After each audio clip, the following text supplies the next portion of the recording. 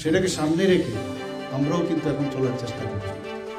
এতে করে এই যে আমাদের যে বর্গের কথা আমি বললাম, যে যুবতীরা এখন কিন্তু ভারতীয় জনতা পার্টিতে আসার জন্য তারা কিন্তু আসছে।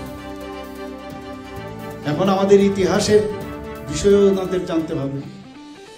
গণতন্ত্রের সবচেয়ে যে বড় বিষয়, সেই বিষয়টা সম্পর্কে আমাদের সম্যক ধারণা অনেকেরই, ন্যাচারালি অনেকে বিভিন্ন পড়াশোনায় ব্যস্ত থাকে, কিন্তু এতদিন বাদে এখনের জেনারেশন ইমার্জেন্সি সম্পর্কে না কিছুটা বুঝতে পেরেছে, না জানতে পেরেছে। কিন্তু কোনো অবস্থায় যে এই ধরনের একটা ইতিহাস, তার সম্পর্কে আমাদের অবশ্যই জানা প্রয়োজন। এবং আমাদের আজকে এখানে যা শুনলাম, প্রায় সারা দেশে প্রায় 100টি, প্রায় 100 জায়গায় এই ধরনের মক পার্লামেন্ট হচ্ছে। এবং আমি আশা করি আগামী দিনে এই ধরনের যারা আজকে এই আয়োজনে যুক্ত হবে, তাদের মধ্যে পার্লামেন্ট সম্পর্কে আইডিয়া হবে। আমাদের মধ্যেও কোনো সময় আমরা যখন পার্লামেন্টে, আমি রাজ্যসভার সদস্য আমি ছিলাম, এখানে যে মক পার্লামেন্ট হয়েছে, তাতে করে কিন্তু আমরা যখন সার্জারি করতাম, মক সার্জারি করতাম অপারেশনের আগে।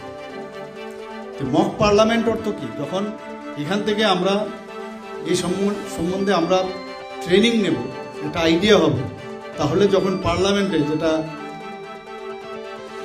আমাদের প্রেসিডেন্ট বলেছেন যে আগামী দিনের মুখ্যমন্ত্রী, আগামী দিনের প্রাইম মিনিস্টার, আগামী দিনের স্পিকার, আগামী দিনের রাজ্যসভার সদস্য, পার্লামেন্টের সদস্য, আমাদের বিধানসভার সদস্য এখানেই অবস্থান আছে।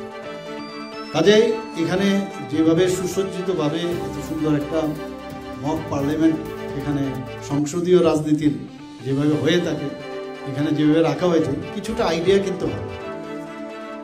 এবং এটা কিন্তু একটা বেস, আমি মনে করি। যেভাবে আমাদের যে 21 মাস ভারতের ইতিহাসে 25শে জুন 1975 থেকে 21শে মার্চ 1977, একটা কালা দিন এবং কালা সময় বলা যায়।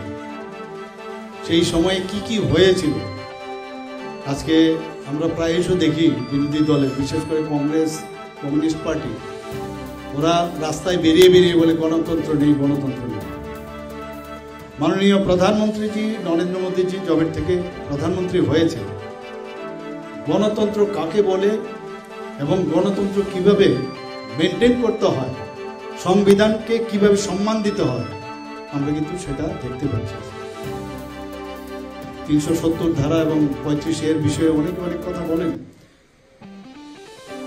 যে কারণে ডক্টর শ্যামাপ্রসাদ মুখার্জি, উনি যে প্রথম যে মন্ত্রিসভা, সেখান থেকে উনি বেরিয়ে আসেন এবং এই 370 এবং 75 ধারার বিরুদ্ধে উনি প্রতিবাদ করেন এবং অখণ্ড ভারতের কথা বলে উনি যে এক দেশের মধ্যে দুটি দেশ কি করে হবে, সংবিধানকে তৎকালীন সময় শুরুতেই কিন্তু সংবিধানকে ওরা ভুল পথে পরিচালিত করেছে। তার এগেনস্টে আমাদের ডক্টর শ্যামাপ্রসাদ মুখার্জি